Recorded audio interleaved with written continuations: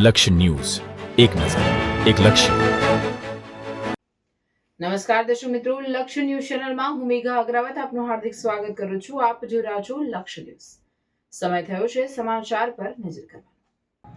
કેએલની શાળાના 578 વિદ્યાર્થીઓને નિઃશુલ્ક સ્કૂલ બેગોનું વિતરણ. દાતાઓએ શિક્ષણ પ્રત્યેની જવાબદારી નિભાવી. કડી તાલુકાના કેએલ ગામે શિક્ષણને પ્રોત્સાહન આપતો અનોખો સેવા યજ્ઞ યોજાયો.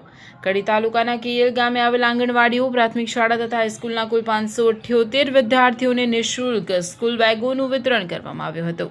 ટચ મીડિયા કોમ્યુનિકેશન નંદાસરના ખોડાભાઈ પટેલ દ્વારા આયોજિત આ સેવાકીય કાર્યક્રમમાં મોટી સંખ્યામાં વિદ્યાર્થીઓને શૈક્ષણિક સહાયરૂપ ભેટ આપવામાં આવી હતી. આ કાર્યક્રમમાં ભક્તિધામ લક્ષ્મીપુરાના દાતા બિપિનભાઈ પટેલ અને મીનાક્ષીબેન પટેલ, કેએલ સીટના જિલ્લા પંચાયત સદસ્ય રાજુજી દિવાનજી ઠાકોર, કડી તાલુકા પંચાયતના પૂર્વ પ્રમુખ અજીતભાઈ શંભુભાઈ પટેલ તેમજ GRS pharma and Gujarat Microvax private limited Nandasan કંપનીના સહયોગથી કુલ 578 નિઃશુલ્ક સ્કૂલ બેગોનું વિતરણ કરવામાં આવ્યું હતું. કાર્યક્રમ દરમિયાન વિદ્યાર્થીઓમાં ભારે ઉત્સાહ જોવા મળ્યો હતો. નવી શૈક્ષણિક સત્રની શરૂઆત પહેલા જ વિદ્યાર્થીઓની જરૂરી શૈક્ષણિક સામગ્રી મળતા વાલીઓએ પણ દાતાઓનો આભાર વ્યક્ત કર્યો હતો. આ પ્રસંગે કેએલ પ્રાથમિક શાળાના આચાર્ય હરીશભાઈ પટેલે તમામ દાતાઓનો આભાર વ્યક્ત કરી તેમનું સન્માન કર્યું હતું. તેમણે જણાવ્યું હતું કે આવા સેવાકીય કાર્યો ગ્રામ્ય વિસ્તારમાં શિક્ષણના વિકાસ માટે ખૂબ જ પ્રેરણાદાયી સાબિત થયા છે.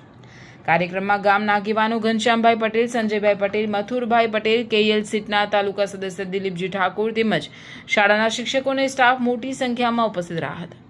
સમગ્ર કાર્યક્રમનું સફળ આયોજન શાળાના શિક્ષક રણછોડભાઈ પ્રજાપતિ દ્વારા કરવામાં આવ્યું હતું. કાર્યક્રમના અંતે વિદ્યાર્થીઓના ચહેરા પર ખુશીની લાગણી જોવા મળી હતી અને દાતાઓ દ્વારા ભવિષ્યમાં પણ આવા સેવાકીય કાર્યો ચાલુ રાખવાની ભાવના વ્યક્ત કરવામાં આવી હતી.